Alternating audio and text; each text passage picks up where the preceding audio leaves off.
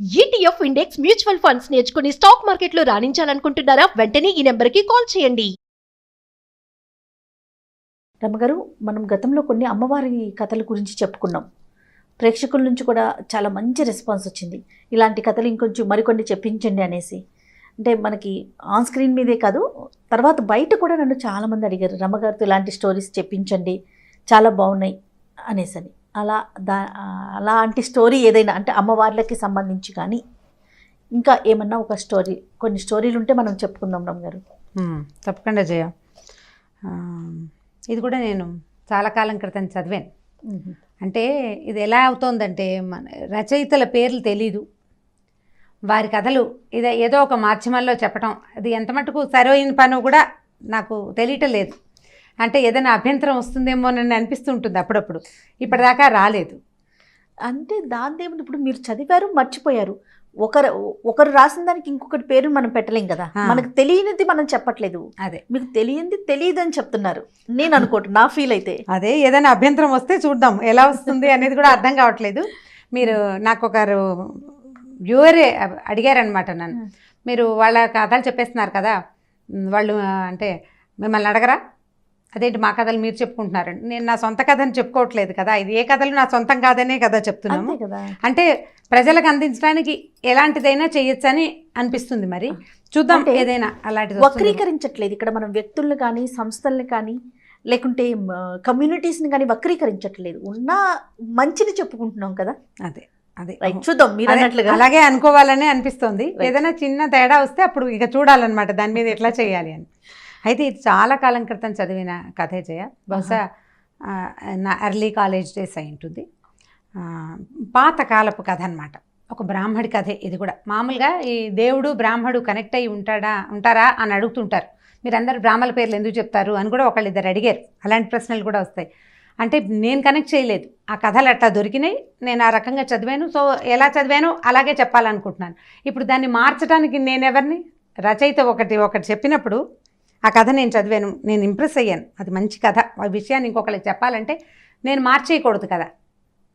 ఇప్పుడు కథనంలో మార్పు ఉండొచ్చు కానీ ఫ్రేమ్ మార్చే అవకాశం నాకు లేదు. ఎవరైనా సరే, ఎవరు నేరేట్ చేసినా అలాగే చేయాలి. ఈ రోజులకి సరిపడా వేరొకరి కథని నేను మార్చేయలేను. నా కథ అయితే నేను ఏదో మార్చుకుంటాను అనుకోండి. అప్పుడు ఆ కాలంలోనట కలరా ఒకటి, మసూచి ఒకటి బాగా విపరీతంగా ఉండేవి. అది ఎలా వచ్చేది, కొంతమందికి తగ్గేది కూడా, కొంతమంది మరణించేవారు. వీళ్ళు మరణించటము తగ్గటము అవన్నీ కూడా వాళ్ళ శారీరక స్థితిగతుల్ని బట్టి కదా. వాళ్ళు హెల్తీగా ఉన్నారనుకో, తట్టుకుని ఆగలిగే వాళ్ళు మెల్లిగా మక్వినైనా ఏదో మంది ఇచ్చేవారు. ఆ మందు కరెక్ట్ టైంకి కనుక డోస్ పడితే తగ్గి కూడా కొన్ని స్టోరీస్లో కానీ లేదా మూవీస్లో కూడా చూసాను. కొన్ని రాజ్యాలు పోయేవి. ప్లేగ్ వచ్చిన ప్లేగు కలరా వల్ల, మసూచి వల్ల పోయేవి. అయితే ఏమైందంటే కుష్టు వ్యాధితోటి కమ్యూనిటీ, అంటే కొంతమంది కొన్ని ఇళ్లలో వచ్చేందుకు అవకాశం ఉంది, ఊరంతా పోదు. ఇవేంటంటే అంటువ్యాధులు కదా, స్ప్రెడ్ అయిపోతాయి, నీటితోటి గాలితోటి స్ప్రెడ్ అయిపోతాయి. అయితే ఒక ఊళ్ళో మసూచి ఉంది, ఊళ్ళంతా నడుస్తుంది. అయితే ఆ ఊరిలో ఒక మోతుబరి అనకూడదు కానీ ఒక మాదిరి బ్రాహ్మణ కుటుంబం ఉంది. అయితే ఆయన ఊరంతా మహాగగ్గోలుగా ఉంది, చాలా భయంకరంగా ఉన్నాయి పరిస్థితి. పెద్దమ్మవారు గడ్డలు, అంటే ఇప్పుడు మనం చికెన్ పాక్స్ అని చెప్తాం కదా, అమ్మవారు అంటాం, చిన్న అమ్మవారు అంటారు, కానీ పెద్దమ్మవారు అంటారు. మసూచి అంటే సూచికం, స్ఫోటకం మచ్చలు అంటారు. అది గుంటలాగా పడిపోతుంది అనమాట. అయితే ఈ మసూచి ఊరంతా ఉంది. ఉండేసరికల్లా ఏమైంది, ఈ బ్రాహ్మణ ఆయన ఏం పనులు లేవు, అందరూ మన ఊరంతా గగ్గోలుగా ఉందన్నమాట. అయితే ఆ ఊరికి గ్రామదేవత గంగానమ్మ. అయితే ఈయన నడిచి వెళ్తూ ఆ గంగానమ్మ గుడి వాకిట్లో అరుగు మీద కూర్చునేసరికల్లా గంగానమ్మ వాకిలంతా నానాభీభత్సంగా ఉందిట. అంతా కోళ్ళు, వాటి మెడలు, నెత్తురు మహాభయంకరంగా ఉంది. వంగి అమ్మవారిని చూడ్డానికి కూడా ఆయనకి మనసులోకి బాధగా ఉందన్నమాట, భయంగా కూడా ఉంది. ఏమిటి ఇది, చక్కగా పసుపు కుంకాలు కాకుండా ఏ రక్తం ఏమిటని ఆయనకి చాలా దిగులుగా ఇదిగా ఉంది. ఇంతలో ఏమైందంటే, ఆ ఊళ్ళో ఉన్న ఒక రైతు వచ్చాడు. వచ్చాడు, అతని మెడ మీద గొర్రె ఉంది, గొర్రెపోతుంది. పొట్టేలు చిన్న పిల్లని పెట్టుకున్నాడేమో, ఒక పిల్ల గొర్రెని పట్టుకొస్తే ఈయనకి ఎదురుపడ్డాడు. అడిగితే ఈయన, ఏమయ్యా ఎట్లా ఉంది రాజు, పిల్లవాడు కులాసాగా ఉన్నాడు అని అడిగితే, అయ్యా తప్పింది, గండం తప్పింది, అమ్మకు మొక్కాను, ఇదిగో ఆవిడకి ఇవ్వడానికి దీన్ని తీసుకెళ్తున్నానని చెప్పాడు. చెప్పేసరికి లటక్ గుబ్బుక్కుమంది అనమాట ఆయనకి. ఇప్పుడు ఏది చూసి తను వెనక్కి తీస్తున్నాడు, అదే జరుగుతోంది అక్కడ కూడా. సరే ఇక ఏమి అనలేక మరి ఎవరి మొక్కులు వాళ్ళవి, వాళ్ళ పద్ధతి ప్రకారం పిల్లాడి ప్రాణాల మీదకి వస్తే ప్రాణానికి బదులు ఈ ప్రాణం ఇస్తామని మొక్కుతారు. ఊళ్ళల్లో సంప్రదాయాలు, పద్ధతులు, దాన్ని మనం ఒకళ్ళు కాదనేందుకు ఏమీ లేదు. ఈయన ఏం చేశారు, ఇంటి వైపుకి వచ్చారు. వచ్చేసరికల్లా ఇంట్లో నుంచి ఏడుపులు వినపడుతున్నాయి. తీరా చూసేసరికల్లా వాళ్ళ అబ్బాయికి కూడా ఒంటి మీద గడ్డలు కనపడ్డాయి. పిల్లవాడికి జ్వరం కాలిపోతుంది. ఒళ్ళు 13-14 ఏళ్ల పిల్లాడు. చాలా లేటుగా సంతానం ఆయనకి. ఒకళ్ళిద్దరు ఆడపిల్లలు ఉన్నారు. ఆడపిల్లలు పెళ్ళిళ్ళు అయ్యాక పుట్టాడు పిల్లాడు. ఇక ఇంట్లో మహా బీభత్సంగా ఉంది వాతావరణం. ఏదో మందేశారు, పిల్లాడు జ్వరం పేలిపోతుంది. 2వ రోజు సాయంత్రం మళ్ళీ రోడ్డు మీదకి వెళ్ళారు, గుడి దగ్గరికి వెళ్ళారు. గుడంతా ఎరుపు, మళ్ళీ అదే పరిస్థితి. అంతే మరి, ఊరంతా ఉన్నాయి, ఏం చేస్తారు. సరే 2 రోజులు గడిచింది, 3 రోజులు గడిచింది, అలాగే ఉంది పరిస్థితి. 3వ రోజు 4వ రోజు సాయంకాలం, 4వ రోజు సాయంకాలం ఆయన మళ్ళీ గుడి వైపుకి వెళ్తే ఆ గుడి దగ్గర ఉన్న వాళ్ళు, ఎవరో బాబు ఎలాగుంది పిల్లాడికి అని అడిగారు. అడిగితే ఇంకా ఏమీ గుణం కనపడలేదన్నాడు. మా వాడికి ఇలాగే ఉంటే ఎరుపేస్తానని మొక్కున్నాను బాబు, కాస్త తేడా కనపడింది, ఏం చేస్తావో నువ్వు అని ఆ ముసలావిడ చెప్పింది. చెప్పేసరికల్లా ఈయన ఏం చేశారు, ఆయనకు లోపల లటకమంటుంది, ఏం చేయాలో తెలియటం లేదు. ఊరంతా మొక్కులేమో కనపడుతున్నాయి. వంగి ఆ గుడి లోపలికి చూశారు. చూసేసరికల్లా అమ్మవారు గంగానమ్మ నవ్వు మొహం పెట్టిందిట ఈయన చూసి. ఎరుపు వేస్తావా బ్రాహ్మడా అని అడిగింది. అడిగేసరికి ఈయన ఏం చేస్తాడు, ఒక్కగానొక్క పిల్లాడు, ఈయన పెద్దవారు అయ్యారు, ఆడపిల్లలు పెళ్ళిళ్ళు అయిపోయినాయి, పిల్లవాడికి ప్రాణాల మీదకు ఉంది, ఏమో ఎటుపోతుందో చేద్దాం, ఏం చెయ్యాలి. తల ఆడిచ్చారు. ఆడిచ్చేసి వచ్చేశారు. 2వ రోజు సాయంత్రానికి జ్వరం జారింది.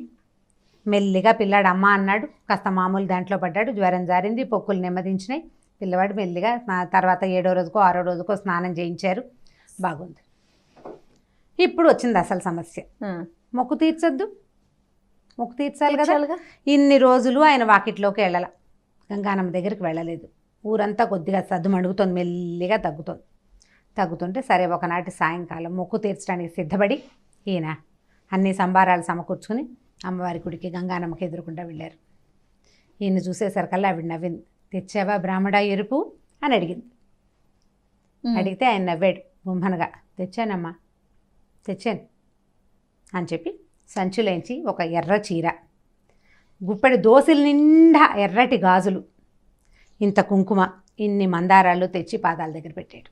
బా, ఆవిడ నవ్వింది గంగానమ్మ. ఆవిడకి తెలుసు నువ్వు ఎరుపు అడిగాను నేను. ఎరుపంటే నెత్తురేనా, వాళ్ళ ఎరుపది, ఈయన ఎరుపిది. అది ఇచ్చి వెనక్కి వచ్చేసాడనమాట. ఇంతే కథ. ఇది ఒక పేజీన్నరే ఉంటుంది. ఓకే, కనీసం నేను 16-17 ఏళ్ల వయసులో చదువుకుంటాను. అది ఎంత పట్టుకుందంటే, గంగానమ్మ నవ్వటం అంటే ఎలా నవ్వుతారు దేవుళ్ళు. నాకు కూడా అనుభవం ఉంది ఈ విషయంలో. విగ్రహం నాతోటి మాట్లాడడం నాకు కూడా తెలుసు. ఆ చిన్నతనంలో తెలియలేదు చెయ్య. అప్పుడు నేను ఈ కథ చదివినాడు. ఆ అమ్మవారు గంగానమ్మ అంటే సాధారణంగా కన్ను ముక్కు చెవి పెట్టిన సాధారణ విగ్రహంగా ఉండదు. సాధారణంగా ఒక బండరాయి, నాలుకో ముక్కో కన్నో ఒక రూపానికి ఏర్పరిచిన అమ్మవారుగానే ఉంటుంది. అందులోంచి ఒక నవ్వు బ్రాహ్మడికి కనపడిందంటే ఆయన ఎంత తదేక దృష్టి కలిగి ఉంటాడు. ఆ ఉన్న దాని మీద అక్కడ ఒక మూర్తిని, ఒక తల్లిని భావించగలిగాడంటే ఎంత భక్తి తత్పరత, ఎంత తదేక దృష్టి. ఇందులో మాతృమూర్తిని, ఒక అమ్మవారిని చూడగలిగాడంటే ఆయన ఎంత భక్తిపరుడు. ఆ వయసుకి నాకు ఎట్లా చూశాడు, ఆవిడ ఎలా నవ్వింది అని అనిపించేది.